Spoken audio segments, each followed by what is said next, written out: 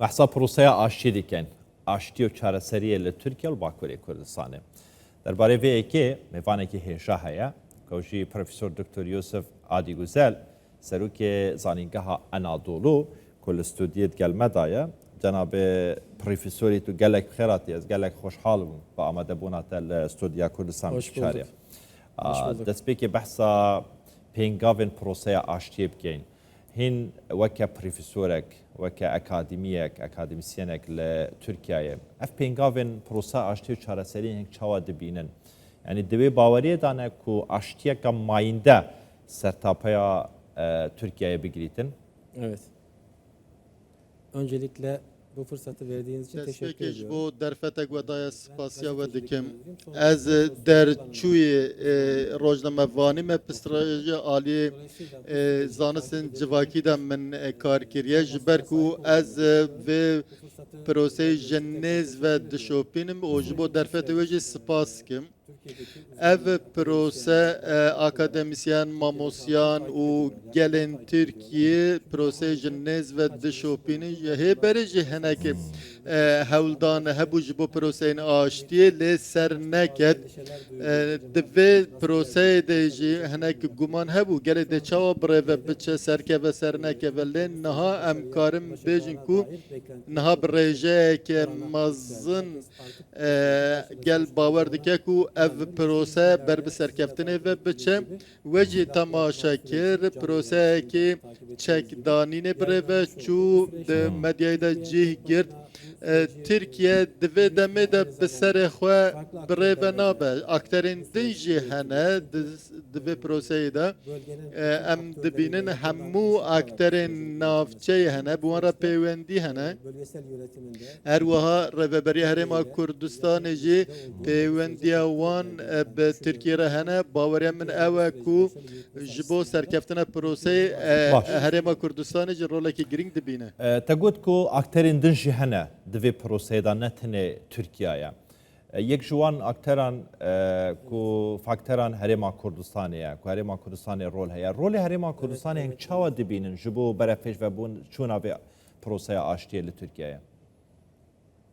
Bunu çok önemli bir anlamda Ez pir giring û watedar dibînim ji ber ku Rêveberiya Herêma Kurdistan Hikûmeta Herêma Kurdistanê bi Tirkiye re xwedî peywendiyên baş e û di vê proseyê de roleke erênî dibîne.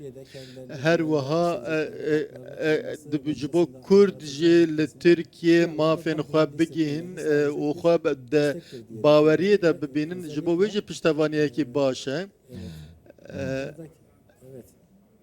Zor başım. buradaki aktörler Li vê derê rola Serok Barzanî jî giring e û proseyê hêsantir dike. Ez bêjim rolekî wî taybet rola Serokwezîr Mesrûr Barzanî jî di vê proseyê de gelek giring em dibînin ku ev prose gîştiye vê qonaxê û bi Tirkiye re di nava hevkariyê de gavên ku bi hev re bên avêtin ji bo dabînkirina aştiyê her wiha ji bo proseya çekdanînê jî di rolekî giring hebe ji ber ku şer ji bo gelên navçeyê kêşeyekî mezin e ne tenê ji bo Tirkiye û Herêma Kurdistanê gel bi xwe ji şer gelek ziyan dibîne ne tenê ewlekariya wan di heman demê de aboriya wan rewşa kulturî rewşa perwerdeyê di gelek waran da zehmetiyan ra dibe û azadî civicî nabin. Recep Tayyip Erdogan di kutara xwe ya dawiyê da behsa zirar û ziyanên vî şerê kirin van beriyeketinan kirin dema 47 sal 5 salên raborî da. Hin weke serokê zanîngehê weke kesekî akademîsyen di nava xelkî dane li Tirkiyeyê. Xelkê Tirkiyeyê çawa pêşwazî ji vê proseyê diketin. Herçende Recep Tayyip Erdogan got em Kurd û Türk û Ereb birayne. Kurd û Türk û Ereb birayne. Got eger Kurdan kêşeyek hebin bila biçekan nên bila bên bi danûstandinan em ê çareser bikin. Türk bi şêweyekî giştî pêşwazî hewlatî pêşwazî ji vê proseyê dikin piştevanin. Şimdi az önce belirttiğim gibi ilk Ee, başta bir Kê endişeli bir bekleyiş kê var. mekberê min Türkiye got kamuoyunda berê bu süreçte guman hebû, sekteye uğrar tirs mı hebû, diye. gelo Ama son dîsa dönemlerde Türkiye'nin astengî büyük çêbe bir çêne desteği, be lê em Türk halkının, dibînin Türkiye gelê kamuoyunun büyük bir Türkiye desteği hemû raya olduğunu giştî düşünüyorum ben. piştevaniyekî Özellikle mezin dide proseyê Türkiye Başkanı Ee, Sayın taybet Recep Tayyip Erdoğan'ın son Serokkomarê konuşmasında Tirkiye kimin ne sorunu varsa de bunu biz axaftina konuşarak, xwe de paylaşarak got çözebiliriz ku demişti. pirsgirêka Yani kî silah varsa hebe silahlı diyelim, em silahsız karin diyelim, bi gotûbêjan bi danûsandinên çareser bikin lê lazim e çek were danîn çek nebe di navberê de eger ev yekîtî were durustkirin ji bo Kurdên Tirkiye tenê na hemû Kurdên navçeyê de destkeftên mezin bi dest bixin û her wiha gelên navçeyê jê dê destkeftên mezin bi dest bixin ji ber ku em dibêjin kes de aştiyê de win da nake zerarmendê aştiyê nîne duwarê aborî civakî û kültürî de dê pêşveçûneke mezin hebe win dizanin şer her tim tengezariyan nakokiyan neyartiya gelan derdixe holê Baş. ji ber wê em dibêjin ew nabe lê aştî merivan nêzîkî hev dike dikare bi hev re biaxivin diyaloga wan çê dike eger proseya aştî serkeve em ê zêdetir nêzîkî hev bibin باشه جناب û em dê wek پروفسور destpêkekî dibînin.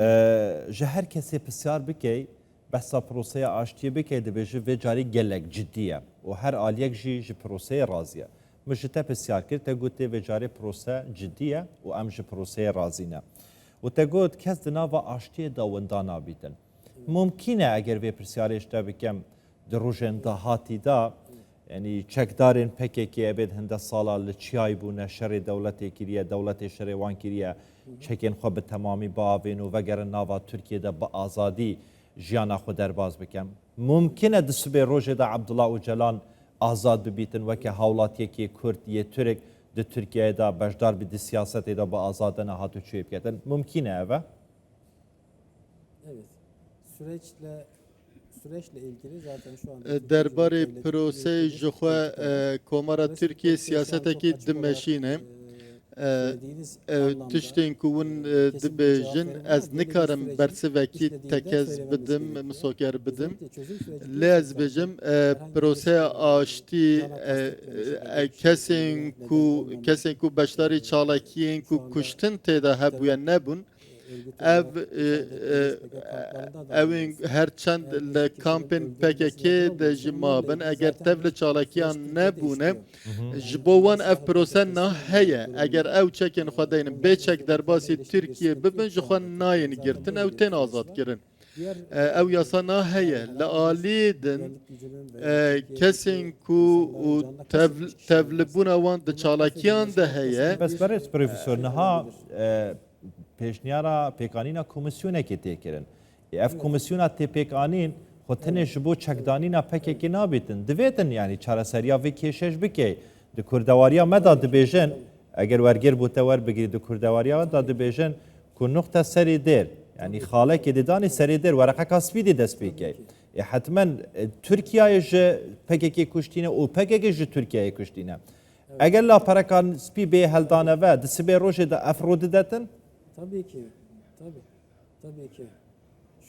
Şu anda bahsettiğiniz gibi rast e wek we jî behs lê kir niha komisyonek tê avakirin di parlamentoya Tirkiyeyê de hene parlamenterên serbixwe jî dê tevlibin ji bo beşdariya hemû aliyan e ew komisyon jî dê nexşereyekî durust bike li vê derê dem partî roleke giring dibîne her wiha hebûna MHP jî di komisyonê da karekî giring e em dibînin ev şerê 5 salane û gelek dehan hezaran kesan canê xwe ji dest dane hemû can xwedî nirxe pêwîst nake em bêjin Kurd e Tirk e Ereb e dema di şerekî wiha da tenê bi hevdîtina dem partî û MHP nabe hemû alî beşdar dibin wexwe Serokkomarê Tirkiye jî got ew komisyon ava dikin û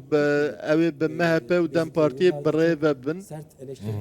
Salên dirêj Dem Partî rexneyên tund li hevgirtin û Dem Partî û MHP lê ez bêjim ev prose bûye Başa. way dê serkeve. Di nava Tirkiyeyê de hinek regezperist hene, partên regezperist hene, bû nimûne weke İYİ Partiye. Rexneyan ji vê proseyê digirin, digel vê proseyê danîne. Ev kesên regezperist, nejatperist di nava Tirkiyeyê de ku dijî aştiyê ne, dijî mirovayetiyê ne, dijî birayetiya Türk û Kurd û Ereban ne. Yani wê bandoriya xwe hebîtin li ser vê êkê, li ser proseyê. Şimdi asıl büyük aktörler Akterên sereke MHP'ye niha ji xwe di sîstema serokkomarî de hevbeş e. Her aliyê din jî Dem Partî heye, ew jî akterê sereke ye. Ew her du akterên girîng aliyên ku Kurda alî jî netewperwerên Tirka nûneretiya wan dikin. Ew piştevaniya wan ji bo proseyê gelek girîng e. Ji ber wî rola ewên dî dê dakeve. Ewên rola wan kêm dibe, ew piştevaniya wan di nava civakê de kêm e, em ew bûne marjinal. Yani kêmin di nava civakê de zêde bandora wan nîne. Ewa ji şer sûd werdigirtin li ser vê karê xwe dikirin lê em dibînin nûneretiya Tirkan da asta bilind e ê ku netewperweriya Tirkan nûneretiya wan dike ez dibînim MHP'ye ew partiyên İYİ Partî û partiyên dinyên biçûk dibe ku ew rexneyên xwe bikin lê ew bandor li raya giştiya Tirkiye nakin. زۆر باشە بەڕێز پرۆفسۆر دکتۆر یۆسف ئادیگوزەل سەرۆکێ زانینگەها ئەنادۆلۆ لە ستودیێت گەلمەداوەی گەلێکی سوپاس هەر بژیت.